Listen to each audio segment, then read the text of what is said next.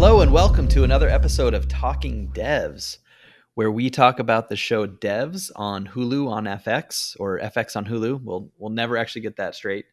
But yeah, we watched episode 7 last night. Have been percolating on it for the last 18 hours and want to discuss it and loop you all in. And today, as always, I'm joined by Jimmy. How's it going, Jimmy? Doing great. I'm excited to talk about this episode. I think there's a lot to discuss.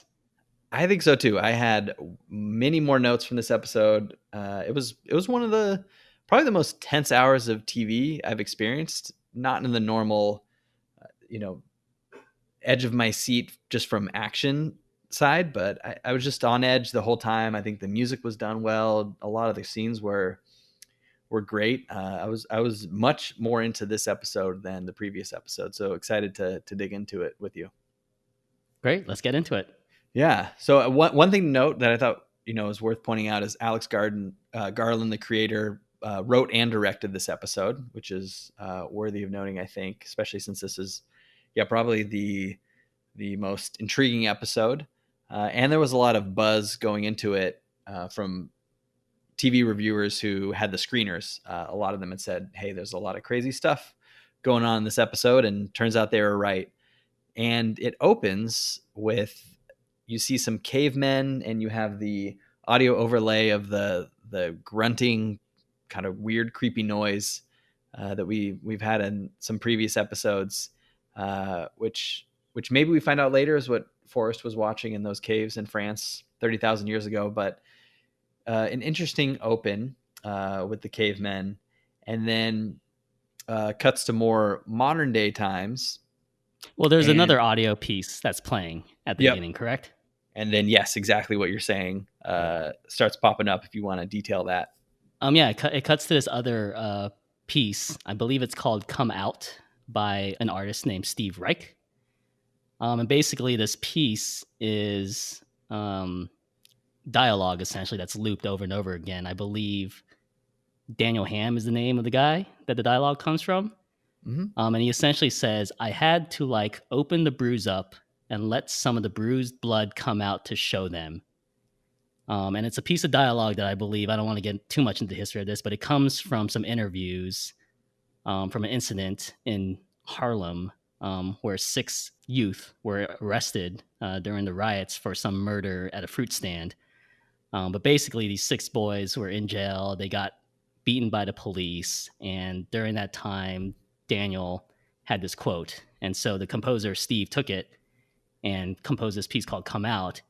And essentially, he's looping it for, I think, 2.5 minutes. But what's interesting is that at the beginning of the piece, it starts normal. It has that quote. And then it repeats over and over again. And as it keeps repeating, it gradually becomes out of sync. And I think by the end, you have 8 different versions that are not in sync with one another, playing at the same time, and it becomes incomprehensible. And it stuck out to me because it reminded me of kind of the reverse of what Lyndon was doing in episode 4 before he got fired. All right. He was trying to extrapolate audio from the time of Jesus, and it was all just jumbled in a mess. And he applied the multi-universe theory and essentially got it down to a legible piece of audio bite. So yeah, when I did some research on this "Come Out" piece, I was like, oh, this is the exact opposite of what Lyndon was doing. Yeah, no, I also noted that when it happened and figured there was some significance on it. Did some research myself and found that to be super interesting. This whole phase shifting of shifting the audio by a bit, and then quickly gets split into 4 and then 8, and then by the end the words are totally unintelligible. And I thought it was really interesting, and that Lyndon connection of the scene with Jesus makes a lot of sense, I think. And I think there's a lot to that. And also building on top of that, just the whole multiverse Everett theory where, once things kind of split, they shatter into these infinite possibilities in these multiverses. So I thought it was a cool, creepy way to start the episode. Obviously, not many people are going to get that significance on their own just watching. So it's something you have to dive in after, which we did, which was a lot of fun, I think. Yeah, and I had given up on searching into deeper meanings about the songs that were used in the episode so far, because every episode. I was like, oh, it begins with some song, and I like Google Yep. searched it, looked for meanings, and I didn't find anything. But this time, it felt like the show was actually trying to, tie it into the narrative. All right. Well, yeah. So let's dig into the plot. So after that song, very powerful song, we go to Forrest's house where we see Forrest in the shower, looking very kind of shaken and out of it as the 21-hour deadline approaches. And then we see Katie in Forrest's bedroom, sitting in a chair in the corner, watching the kind of multiverse play out of Forrest's wife and Amaya on the bed, which I thought was interesting. I didn't quite know how to take it because we've seen a lot of Katie, especially in episode 5, experience the projections and play out the future. But it's interesting seeing her, which we do see a little later with Lyndon, but actually it looks like she's watching these different scenarios and multiverses play out. What did you think about that? What I found interesting is we see multiple Amayas, but we only see one version of Mm. Forrest's wife, which once again, I think we talked about this last episode. Like, she is so insignificant in all of this, and Yeah. once again, here we only see one version of her, and it's like she doesn't even exist in this world. Yeah, no, I agree because we see like shortly after this, we see Katie kind of packing up and leaving Forrest's house, and then you see Amaya's bedroom.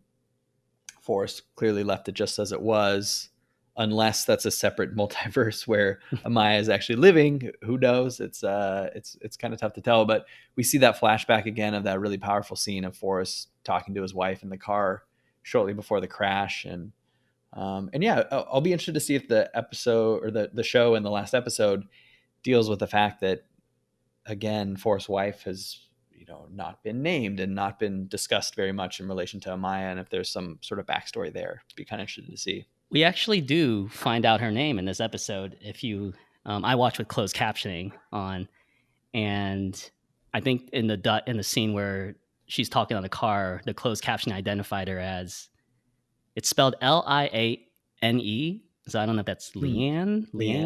Leanne. Okay. Hmm. So Interesting. I I didn't don't know. catch that. That's a good one. Interesting trivia fact, I guess.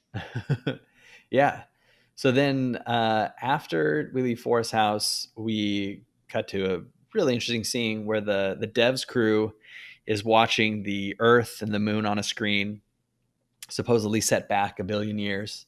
And Stewart is sitting there surrounded by his other devs and talking about how, a few hours ago we were in reality and we were working on a sim, and now we've pretty much traded, and looking at the Earth saying that's the reality right there. Uh, and saying, it's not even a clone of reality. The box contains everything. I thought that was interesting. So did you take that as they are he thinks they're in a simulation, or what did because he talks about how they've traded places. What did you how did you take that scene? Yeah, I think this scene in particular confirmed what we hypothesized last pod, where we said we are currently witnessing a simulation within a simulation, and we don't know how deep we are within that Mm, loop, right? So, I mean, we could be 5 simulations deep or 10 simulations deep, but yeah, with him saying there's a box inside the box, ad nauseum, I think that kind of confirms everyone's theory that yeah, we are just in an infinite loop of simulations. yep. Yeah, I think that's how I took it too, and Yeah. we'll see how that plays out. I question whether a projection could allow you to view Earth from space. I mean, there's got to be Mm. some finite limit to what you can project. And I get you can probably view any moment in time and any like incident that happened, but like now that you're out in space viewing the Earth from that far, like I have issues with that for some reason. No, that's fair. Although counterpoint would be, wouldn't it almost be easier to do a more zoomed out view of the Earth as a whole than a crazy zoomed in view of every kind of That's little true. subatomic Yeah. particle? But it feels like from their simulations, they start from the subatomic level and build out from Yeah, that, right? yeah, Yeah. that's true. Yeah. So Well, okay. So speaking of view and perception, I have a question on the next scene, which is, I think, one of the most interesting things about this episode. And I think this is where the show really shines. So, speaking of view and perception, I have a question on the next scene, which is, I think this is where the show really shines. So, speaking of view and perception, I have a question on the next scene, which is, I thought one of the coolest scenes of the show, which is where the devs are watching this and freaking out, and they basically Stewart cues up a 1 second projection, which is essentially how it is it's a mirror that's 1 second ahead and is basically predicting what the other devs in the room will do, and you see them gesticulating in front of it and the projection being 1 second ahead of what they're doing, and they're freaking out. I thought this was one of the coolest scenes in the show. I thought. Yeah. I think there are some things you could pick apart in there, which we might get into a little later. Essentially a lot around knowing, hey, 1 second, maybe you wouldn't be able to do something different from what you see on the screen, but say it's like 10 seconds ahead. Clearly, you could and should be able to do something different and go against what's showing up on the projection. Also, speaking of like the perceptive angle, it is a mirror, so it's kind of weird that it flips. So it's in reality it's his left hand, the one of the devs doing something, waving with it, and in the projection it's his right hand. Obviously, they could do some sort of flipping easily, but I thought that was kind of interesting too. Yeah, I have a lot of thoughts about this scene, but I think we have some voicemails and emails later that will ask the same exact thing. Yeah. So I'll save my longer thoughts on that for that portion. So then we toggle around to a few different places, back to Forrest's house and Jamie and Lily in their apartment. One scene that I thought that was kind of fun was Forrest and Katie back in his apartment, and Forrest is sitting there with Katie, and they talk about, hey, we both know how this particular day plays out inside and out up till a point. Clearly referencing the 21-hour static moment that's going to happen later on. And then I thought it was kind of a fun line where Forrest very nonchalantly, deadpan, says, hey, remember Lyndon's in your car. There's that whole thing. I thought it was a pretty fun scene, which, I mean, granted, knowing what happens later, a lot heavier. But I thought, again, some great acting, some great delivery by Nick Offerman. It's interesting because I don't know if this was the case before, but especially in this episode, it seemed like Forrest, every single line he uttered, he seemed very bored with it, as if he has been through this scenario many, many times before. And it's just like, oh, this is what happens next.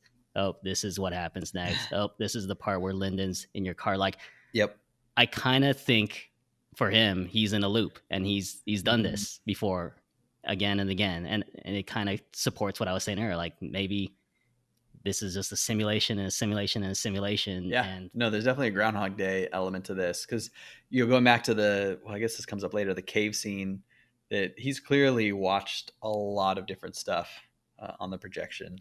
And this day in particular is one where I'm sure he and Katie have watched many, many times in many multiverses and know everything down to a T, exactly how things are going to play out. Yeah.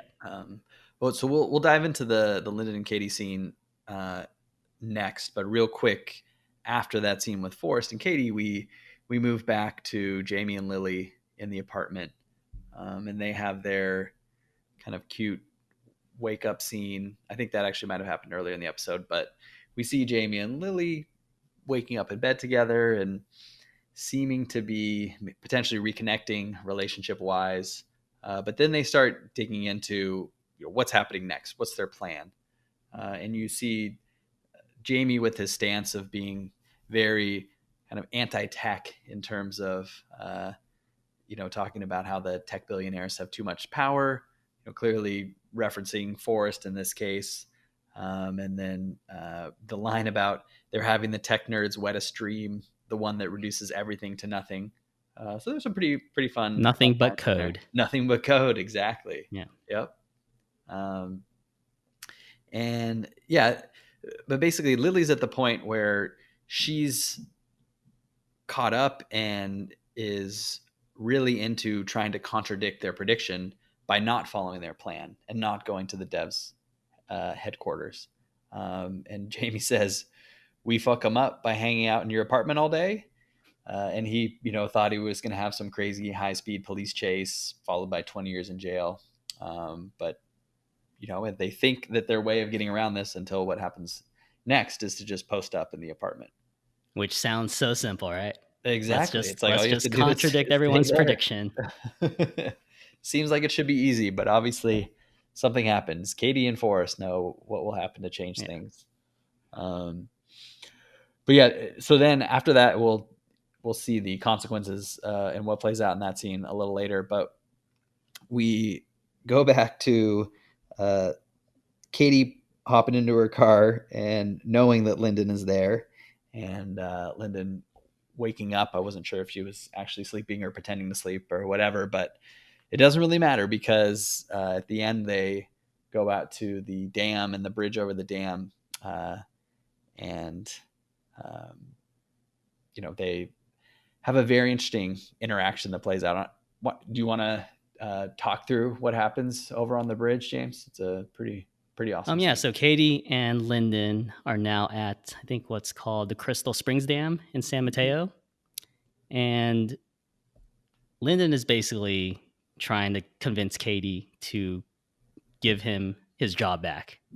And Katie essentially says, well, I've seen this scenario play out before, and what proves to me that you are fit to get your job back is you climb over this bridge, you let go, and you essentially place your trust into the Everett theory. So, in some scenarios, in some universes, you fall and you die, and your consciousness goes with you.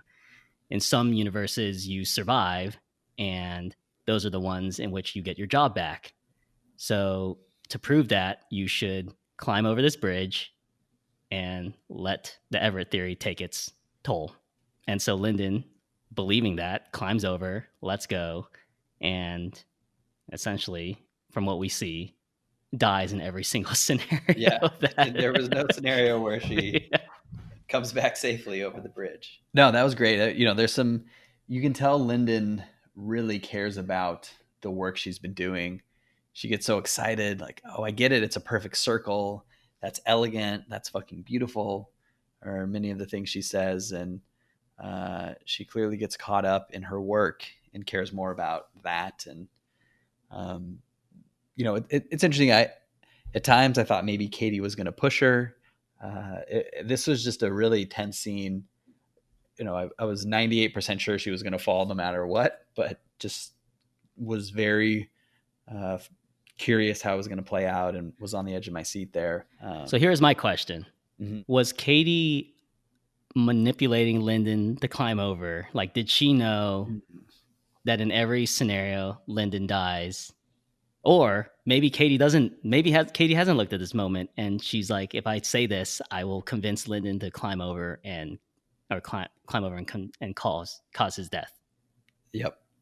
So the way it feels to me, the way it's portrayed is it makes it feel like Katie knows what's going to happen and is convinced of this, could potentially save her.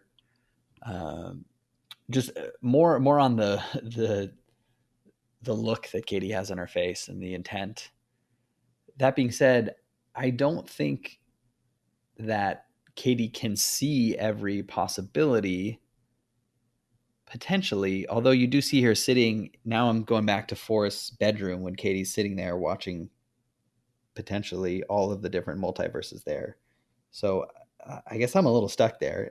The way they frame Katie seems to be that she knows no matter what, Lyndon's going to fall, and Katie just wants this day to proceed so she can get to the static point. But I don't know. Well, here's a general question I have. Mhm. When you are viewing multiple projections, do you know which projection is the world you're currently in? Like, can you say, okay, out of Ah, these 5 that I'm looking at, this is the one that I'm currently in, so I know that this is going to happen definitely in the world I'm currently living? man, I don't know. To be honest, I have no idea. I struggle with a lot of things with the show. It makes you think really hard, but that one I don't know. That's a good one. Because it's still unclear to me if you can see in the simulation the other things playing out, right? Like if you're follow the Everett principle like Katie and Lyndon do, you know there are all these other multiverses happening, but can you necessarily see them all in your current universe? I Well, don't know. presumably there's an infinite number of multiverses, right? Because everything's just branching off at every Yep. single moment. So Yep.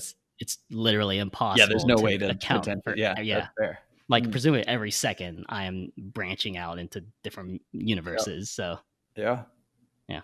very fair. While we are talking about this scene, this reminds me that we did have a voicemail from Micah about it. So Oh, I don't know if we nice. want to play it and address what he had to say. Jimmy, Scott, it's Micah. All right. I have 2 questions for you. They're both about Katie. I thought this episode 7, was pretty good, pretty interesting, thought-provoking. The scene with Katie and Lyndon. I don't quite understand why Katie didn't just tell Lyndon not to do it. Because when they showed the multiverse view, Lyndon falls off every single time, and Katie walks away every single time. So presumably, no matter how many times Katie watched this, Lyndon fell every single time and died. So Katie's pretty sure what's happening. Now, does she not tell him because she doesn't want to mess with the future? Does she not tell him because she thinks there's a chance that in one of these multiverses she's never seen that Lyndon survives? I don't totally get it. It feels like she could have saved Lyndon's life there without testing his devotion because, she's seen that scene so many times in the future that she knows Lyndon's pretty devoted. Yeah, that's tough. Definitely along the lines of what we were talking about. Some really good questions. I think my overly simplistic take is that Katie is almost she looks checked out in a lot of this, and I think she's just trying to advance the game to get to the static and just move things along along the lines of what she's seen. But what do you think? I agree. I think this is what she saw play out, and she's just going to stick to the script and see what happens once we get Mm-hmm. to that static moment. So there's no point for her to try to deviate from that because then everything becomes unpredictable. Whereas right now, everything for her is predictable, and so she needs to just make sure it stays on the tram lines or tram tracks, whatever the term they use, so they can get to that outcome. Yeah, it's almost like when you're playing a video game and you have a boss that you keep losing to, right? Like say Mike Tyson's Punch Out. Yeah. And along the way you figured out every single uh, the optimal way to proceed and get through things Every single quickly. button press and jump and like timed movement, you do it the exact same way, right? Every time you restart the level. Exactly. And you just keep doing that over and over again, but you get to the boss and it's too hard and you keep dying. And it feels a little bit like that in terms of the static approaching that. And it feels like Forrest and Katie are just kind of bored and tired of the reality leading up to the static. And they just care about something that's going to happen at this 21-hour mark. So you think this is like a Groundhog Day too, where they've reached this static point many, many times before, but they keep doing the wrong thing. And so now they're trying to figure out what's the right course of action to take at that 24-hour point. I think it's something along those lines. Like I Okay. think it's when you have all these simulations within a simulation and infinite simulations and projections, it gets so crazy. And especially when it's like they're aware of what's going on to a large extent. So I do think there's a big element of that going on. Here's my But crazy theory. yeah, let's hear it. I was going to save it to the end, but I feel like since we're talking Oh, about all this, it right. might be good to just Bust throw it it out. Okay, so Stuart has established that we're in a box, which means we're in a simulation within a simulation, right? Mm-hmm. So what I think is Forrest has continually run a simulation within a simulation until he arrives at a point where DEVS doesn't exist, which means in the world that DEVS doesn't exist, Amaya never died because then Forrest would have never created DEVS. So we keep running a simulation, or Forrest keeps running a simulation, and if DEVS exists, he runs another simulation, and he keeps doing it until there's static, which means DEVS doesn't exist. Because if DEVS doesn't exist, there's no projection, and you can't see anything. And so I think Forrest just keeps continually going through this loop until there's that static moment, this 24-hour point, which means DEVS doesn't exist. And that's the world in which Amaya survives, and Forrest never starts this project in the first place. Wow. Okay, I can get on board with that. I don't know if the It's math still, again, kind making my head of checks hurt. out. But you're basically saying like the only reason that DEVS exists is because Amaya died. Correct. So if Forrest can iterate to a point where DEVS does not exist, it's likely that Amaya did not die. Is that what That we're was thinking? a much better way of saying it than I just tried to explain it. But yes. Okay. No, I like that. I can see that. Because if DEVS doesn't exist, that means, Forrest is, never started this tech company. He's with Amaya and Leanne, and they're living their life happily. Yeah. But then what happens at the 21-hour mark? Is there some sort of event? Well, so I think, so in this episode, it's established that they finally have the machine working correctly 100%. Yep. Right. So only until that moment can they start another simulation. Right. Because otherwise the simulation is not correct or not 100%. No, I like that theory, though. That's a good one. And then to wrap up that scene, another, I thought great, especially musically, while Lyndon is falling multiple times, you have Stuart reciting this poem by Philip Larkin. I'm sure I'm going to butcher this, but it's called Obade. But it's a really bleak poem about death and kind of waking up and just having death kind of sitting on your shoulder and not being able to escape it. Some really powerful, depressing, great lines in there. One of which I thought was particularly apt to the show was, "Most things will never happen. This one will." Kind of the view of the multiverse. But I thought that was, again, Alex Garland is amazing, kind of overlaying music with really powerful scenes.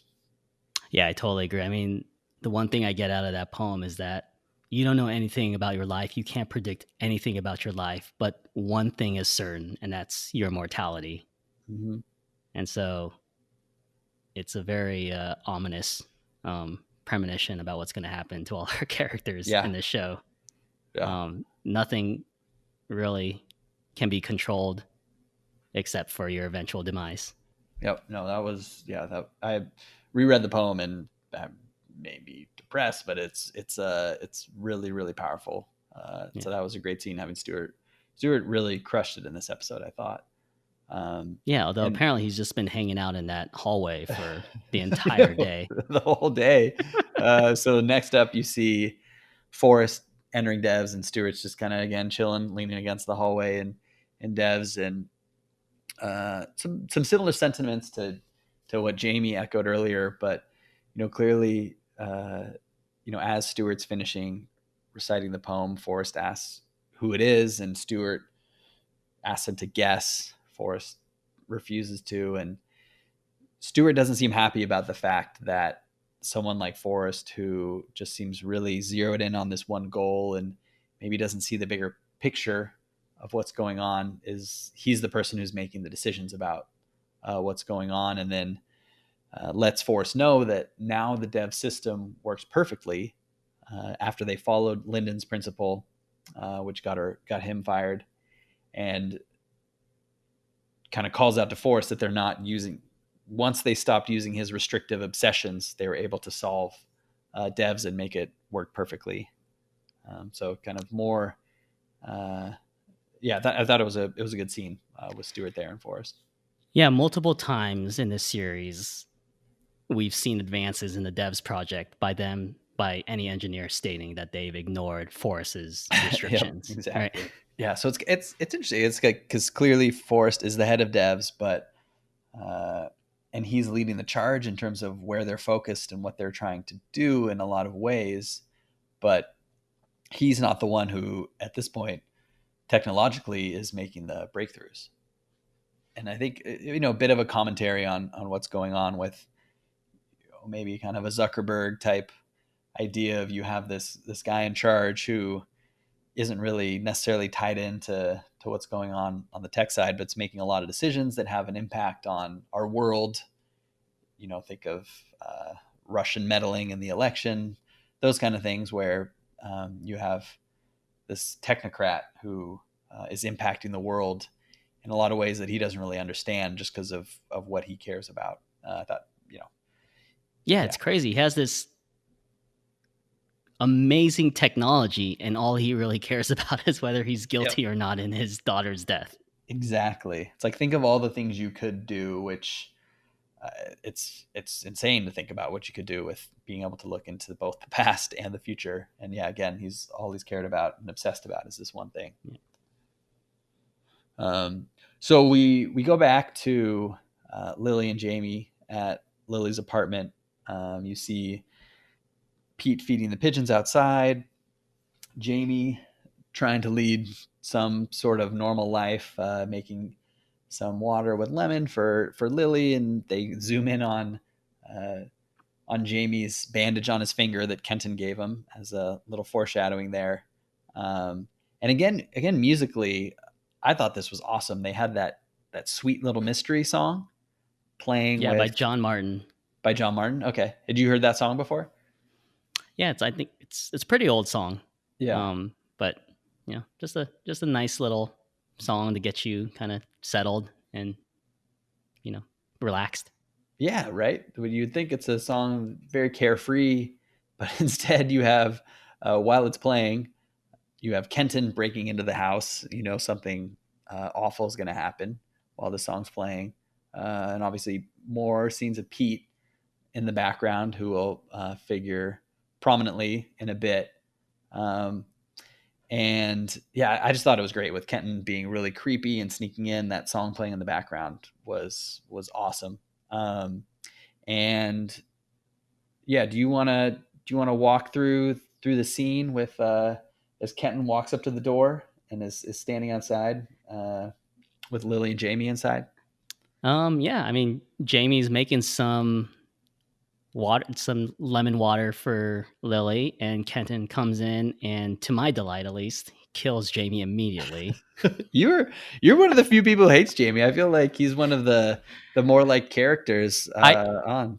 I will be honest, when you asked me earlier, I don't know, in episode 5 or 6, whether I thought Jamie was gonna last throughout the series, I said he wasn't, and I was just joking, but I did not expect him to go this soon in the series.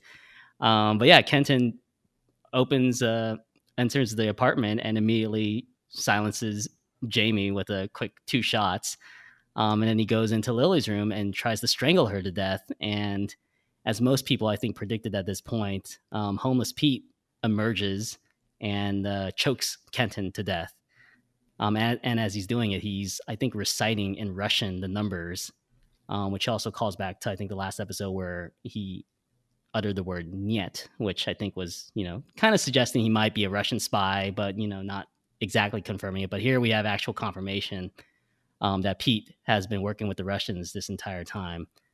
So he kills Kenton, and then afterwards he's having a conversation with Lily, and he reveals that, yeah, his initial directions were to protect Sergei, but after Sergei's death, his instructions were to just watch Lily. But instead, Pete decided to make his own choice and protect Lily, and that's why he intervened at this moment. That part's interesting because I think it's the first time in this series where someone kind of went against what was a predetermined order and made a choice. Yep. And Pete specifically said, "I made a choice to protect you."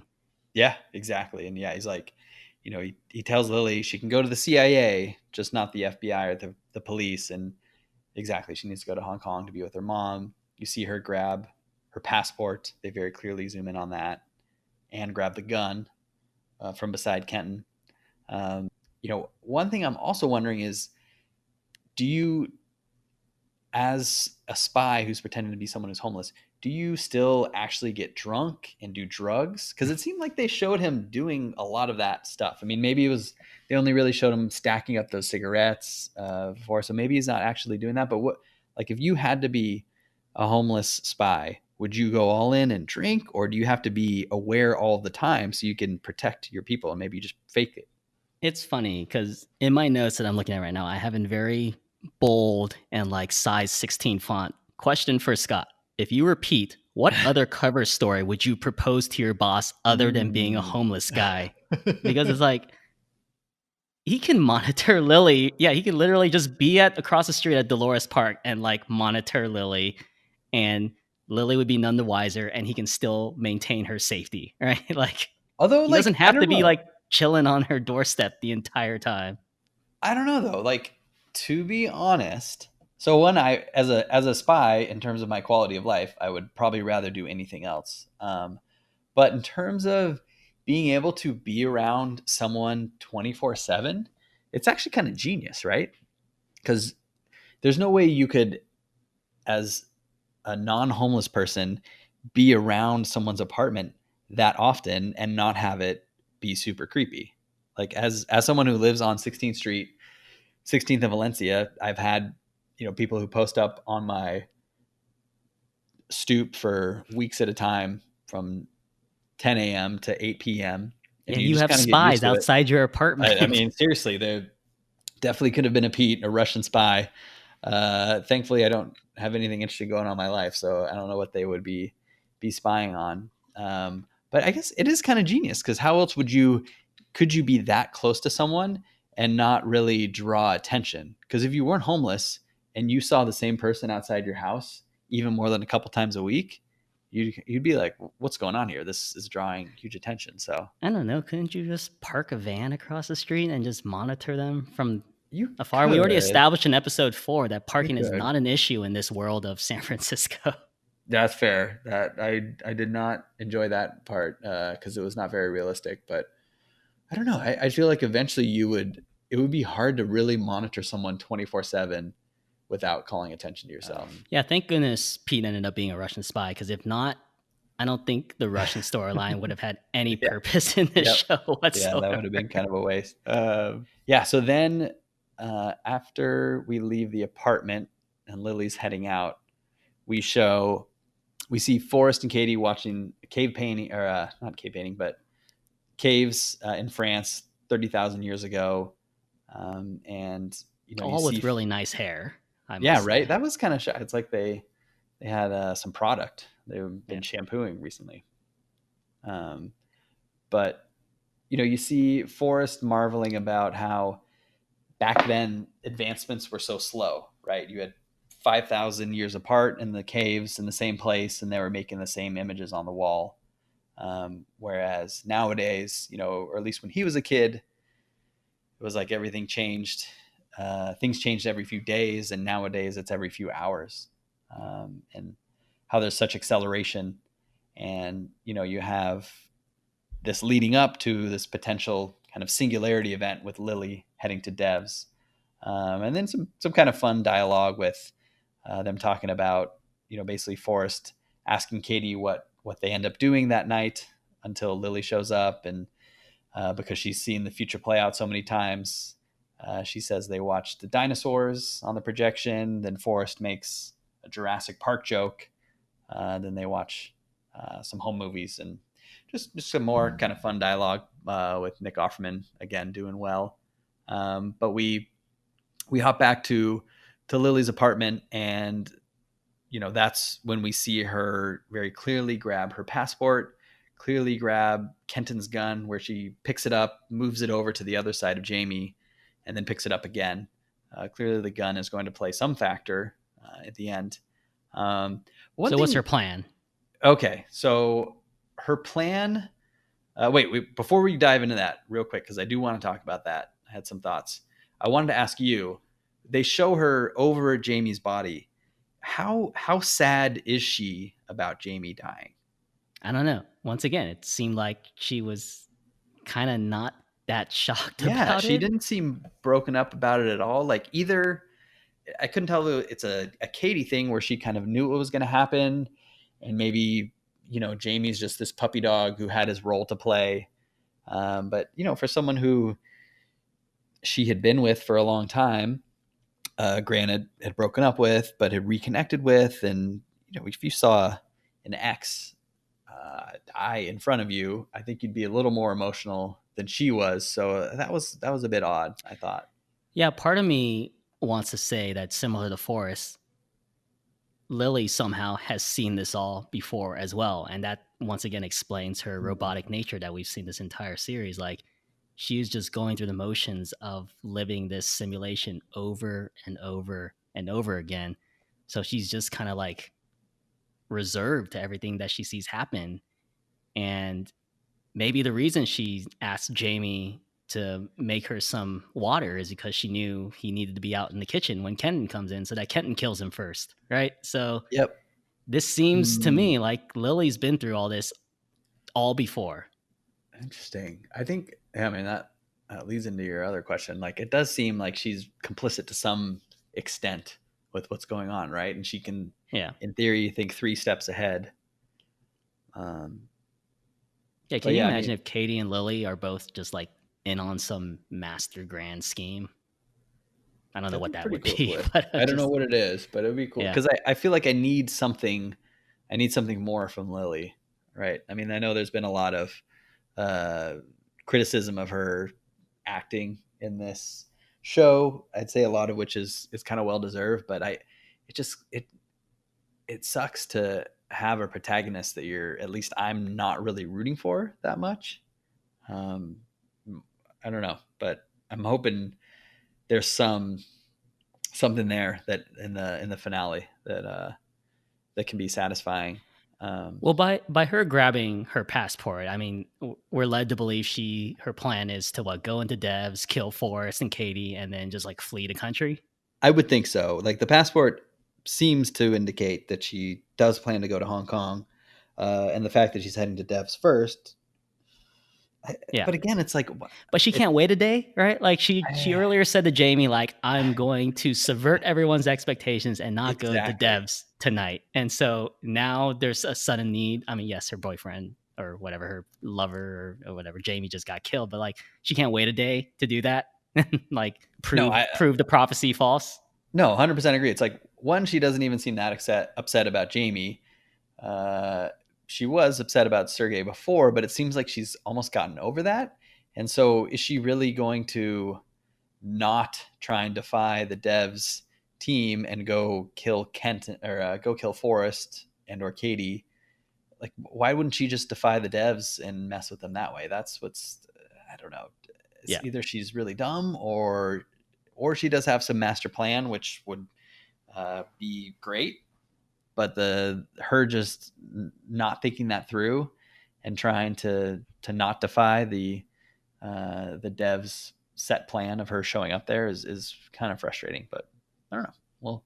We'll see. And we see her, heading over to devs potentially in an Uber. It was unclear. I couldn't tell if she was driving or not. But um, you see a cool scene with the Amaya creepy statue and the moon shaded by some clouds behind it was pretty cool. And then it immediately cuts to the halo light that are around those devs trees.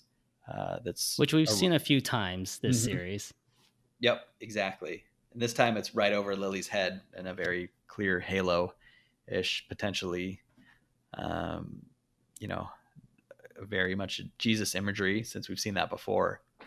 Um, but yeah, I think, well, I guess we'll dig into some of the questions real quick, but as she's walking into the devs facility, you see Stewart again hanging there in the hallway, Still there. with the still there, just chilling and telling Lily that she looks like she's a nice girl and that she should just turn around.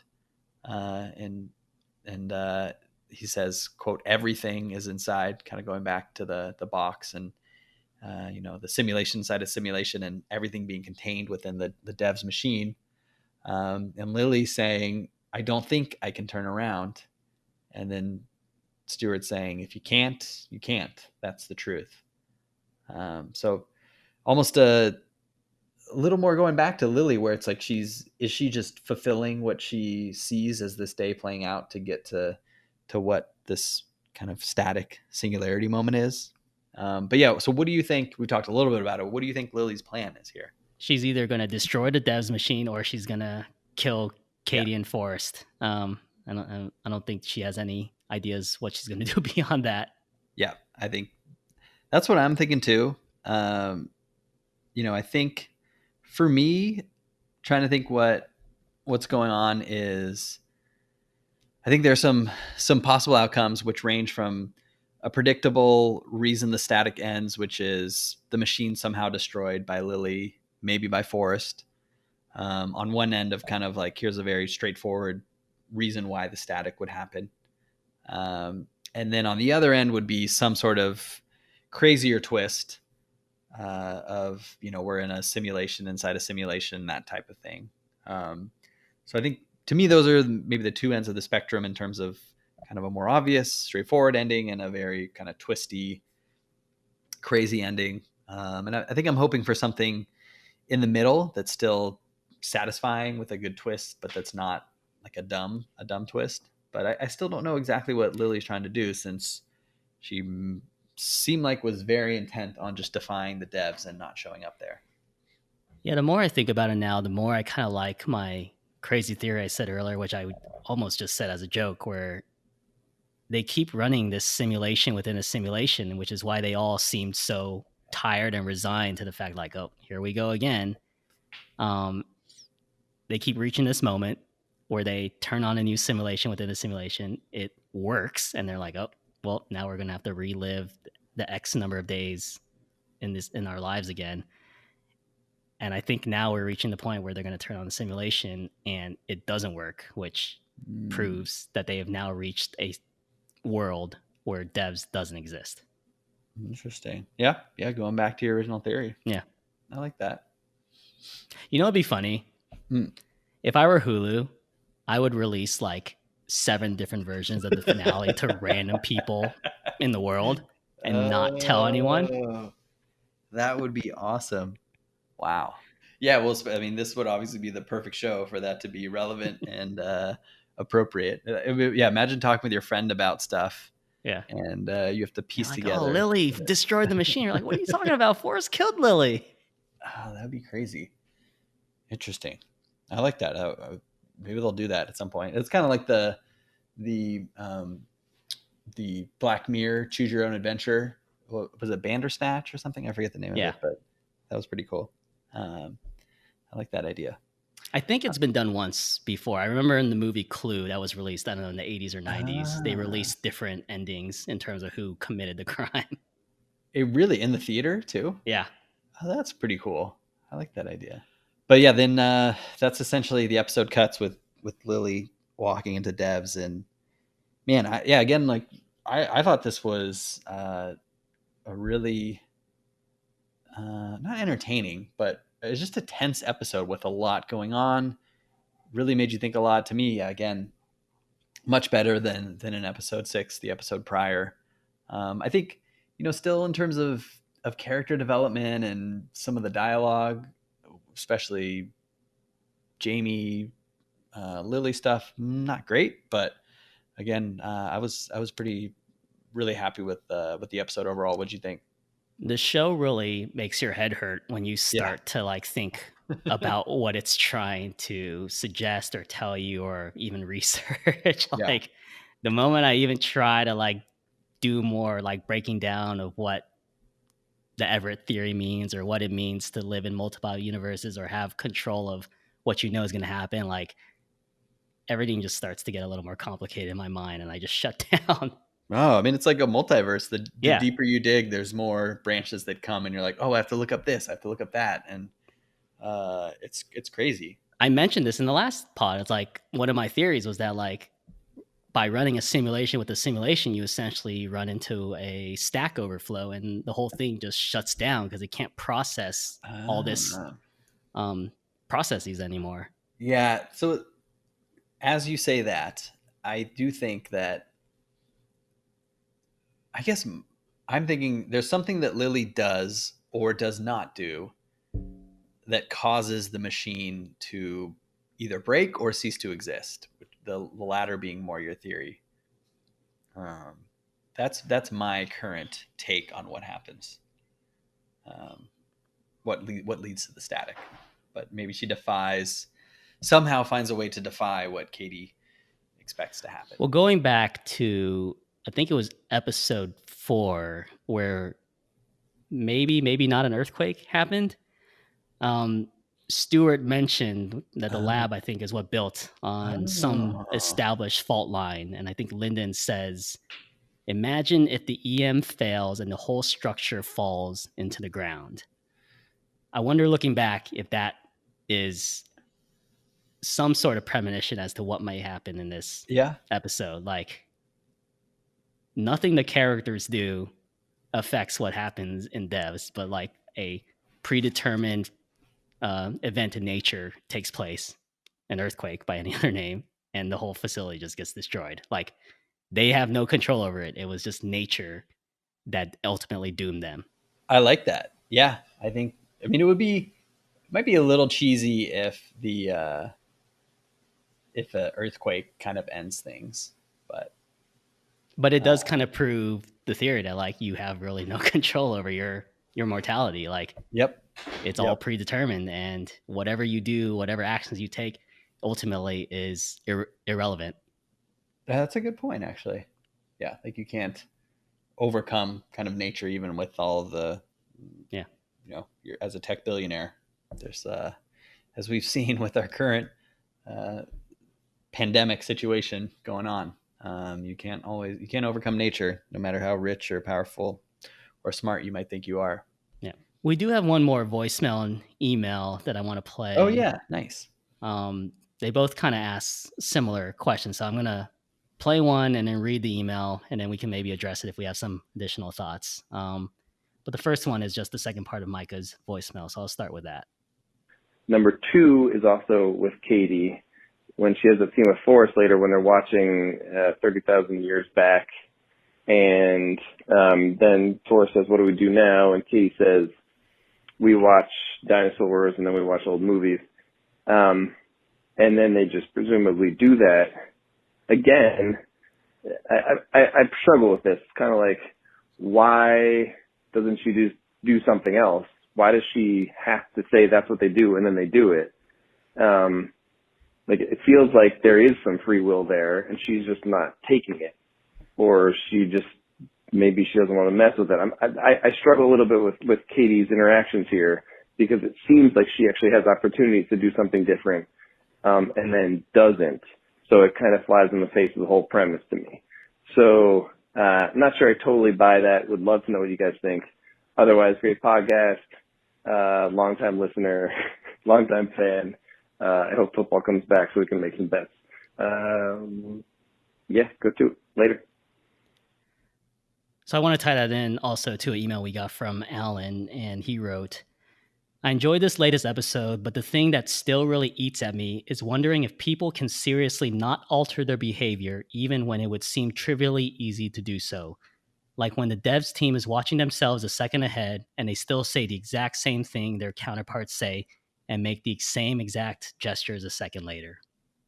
Yep. I had the exact same notes on that. I think maybe we talked about this a little earlier, but pretty much what would happen, if you had more time, say you had 10 seconds of lead time and you could kind of disrupt what you supposedly saw in the quote mirror.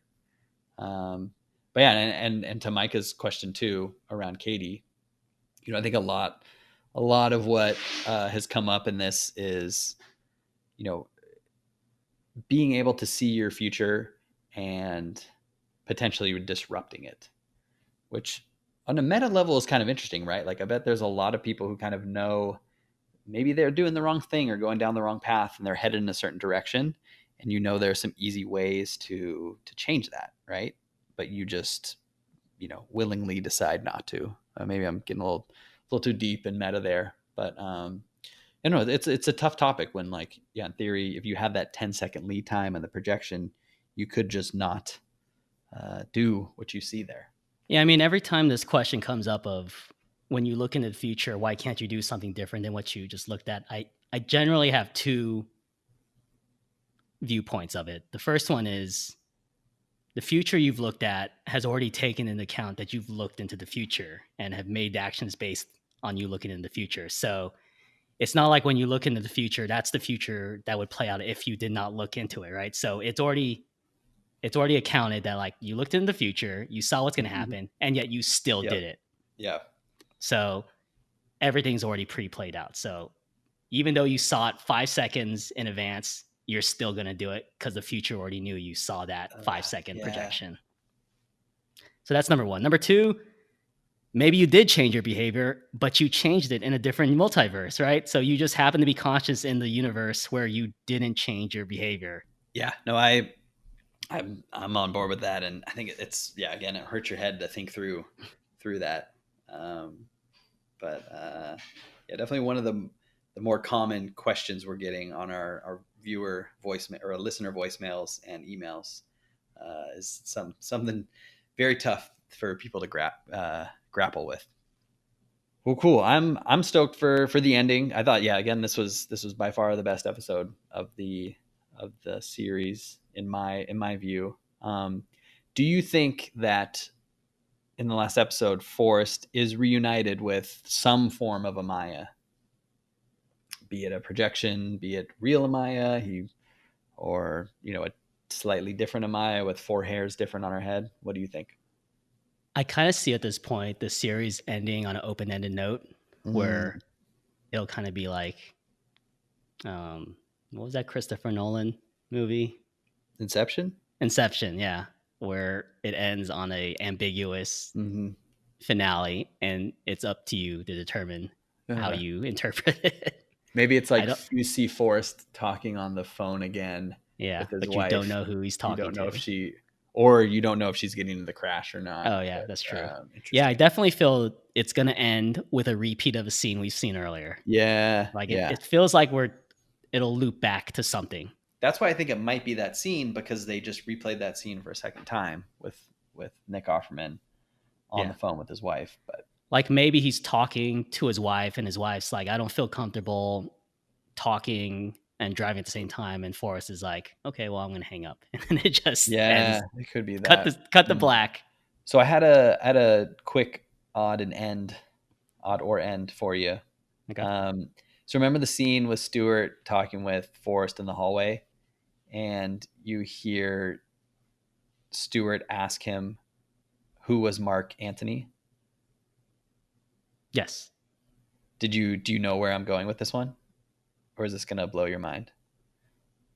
I already looked into the future, and I'm going to guess you're going to somehow tie this into John Wilkes Booth.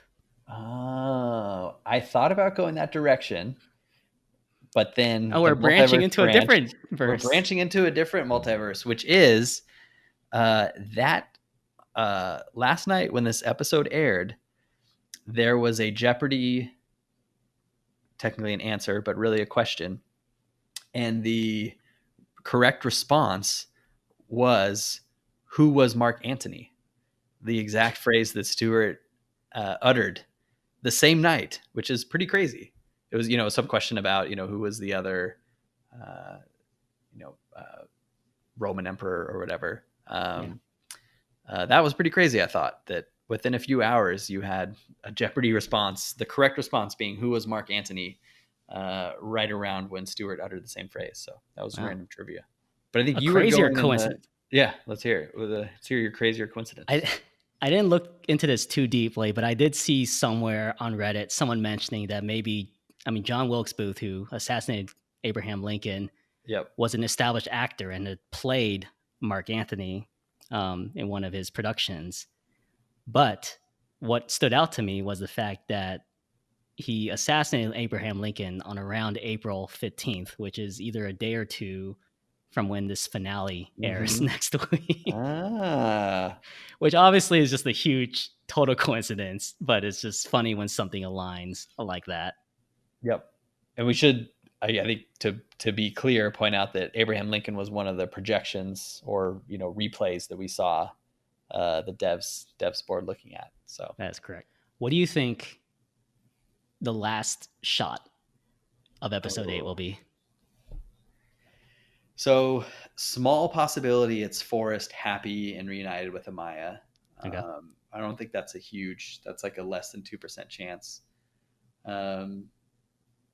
It could be something with Katie, like looking creepily and ominously over something. And then there could be something with Lily, maybe. She's kind of looking at projections and figuring out how to have played this whole scenario, maybe. But yeah, it could also be just some random, cavemen scene again, or some weird, landscape shot of something. But or the devs facility blowing up or imploding or something like that. I think it ends with Jamie in another universe turning on the DEVS machine to see if he has a chance with Lily. Your favorite storyline. And now that I feel bad that he's dead, I really hope there's some redemption arc for him. Yeah. If I feel bad for being so harsh on him. I know. But no, seriously, I think the series ends with some kind of loop back to a scene we've seen previously, proving that we're all, just in a infinite loop circle. here. Yeah. Kind of going back to time is a flat circle. Yeah, that's fair. I think it would be something like that. But anyways, well, I think that does it for this episode. Anything else you want to toss in before we hop off? No, I'm excited for episode 8, the season finale. Yeah, it's crazy. It's already toward the end. Again, if you have any voicemails or emails, James, you want to give the quick info on where to leave those? If you want to reach us, you can either email talkingdevs@gmail.com, or you can call our voicemail line and dial that at 818-860-0421. That's 818-860-0421. Yeah, we love hearing from you guys. It's been awesome reading those and listening to those and playing some of those on our pod. So please keep doing that. We'll definitely be doing a show, obviously, after episode 8. We're really excited to see what happens then. So if you have any questions or comments or feedback or anything, let us know. Also, if you want to rate us or subscribe to our feed too, we love that as well. So well, thanks for tuning in. Jimmy, thank you as always for joining. We're pumped for next week. Can't wait to see what happens. Thanks. See you all next week.